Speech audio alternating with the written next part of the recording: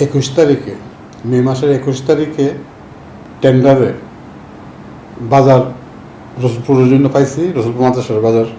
আমরা সর্বোচ্চ ডাক হয়েছে 4,20,000 টাকা, প্লাস আমরা পে অর্ডার করছি 1,26,000। সর্বসাকুল্য 5,46,000 টাকা দিয়ে আমরা এই ডাক আনছি। এই ডাক আনার পরে আমি যখন জানতে পারলাম যে এখানে একটা হাট দেওয়ার পায়তারা চলছে, তখন আমি অভিযোগপত্র দিলাম। কেন? কারণ আমরা যে লিস্ট পাইছি, কেন কিন্তু যে কয়েকটা হাট ছিল সবগুলো হাট তো মানে টেন্ডার হয়ে গেছে, এবং এই আব্দুল্লাপুরের হাটটা কিন্তু ওই টেন্ডারে ছিল না, এটা প্রকাশনায় আসে নাই। অভিযোগ দিলাম যে যেহেতু এই আমরা যে এই বাজারটা অর্থাৎ এই রসুলপুরের হাটটা যে আনি এবং এটার আয় ব্যয় দিয়ে এই মাদ্রাসা পরিচালনা করা হয়, আমাদের এখানে অনেক এতে ছেলে মেয়ে আছে, হ্যাঁ, লেখাপড়ার ব্যয় এই টাকা দিয়ে করা হয়। তো মানববন্ধন করলাম, কিন্তু আমরা এক্সপেক্টিং করতেছিলাম যে মানে এখানে ঊর্ধ্বতন কর্মকর্তা যারা আছে তিনারা এখানে আসবেন, কিন্তু আমরা কারো উপস্থিতি পাই নাই।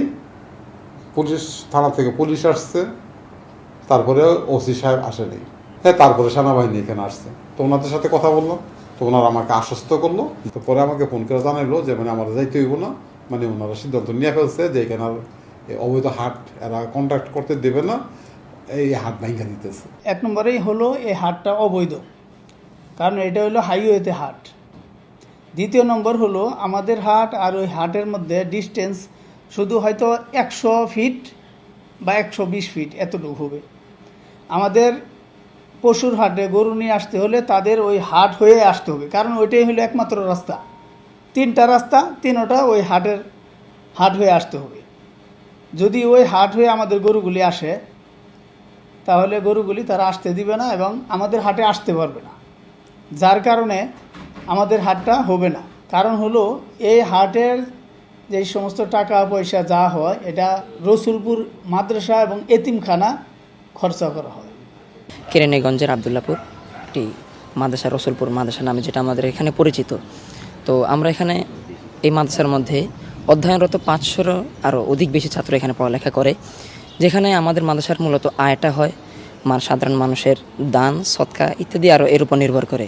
তবে বিশেষ যে একটা ইনকাম, সেটা আমাদের মাদ্রাসার পরিচালিত যে হাট, এই হাট থেকে আমাদের বড় একটা ইনকাম, যেটা মাদ্রাসার ছাত্রদের কল্যাণে বিশেষ বড় একটা ফান্ড যেটা ব্যবহার হয়ে থাকে। আমরা যে মানববন্ধন করেছি, কারণটা কি? কারণটা হচ্ছে যদি 100 গজ বা 200 গজ দূরে যদি একটা হাট বসায়, তাহলে এই যে আমাদের যে হাটটা, এই হাটটার পিছনে এত শ্রম গেল, এত কষ্ট গেল, এরপরে আবার মাদ্রাসা এই হাটটা ওনারা ডেকে নিয়ে আসছে। এখানে প্রত্যেক দিন সকাল বিকাল সন্ধ্যা রাত্রে 9টা পর্যন্ত জ্যামজট লেগেই থাকে।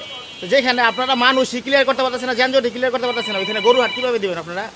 একটা মানুষের তো একটা বিবেক থাকা উচিত, কিংবা একটা জিনিস করার আগে চিন্তা ভাবনা করে যে হাইওয়ে থেকে মাত্র এটা 50 ফিটের ভিতরে, আর যেই হাটটা থেকে এটা দিছে এই হাট থেকে মাত্র 100 মিটার ভিতরে।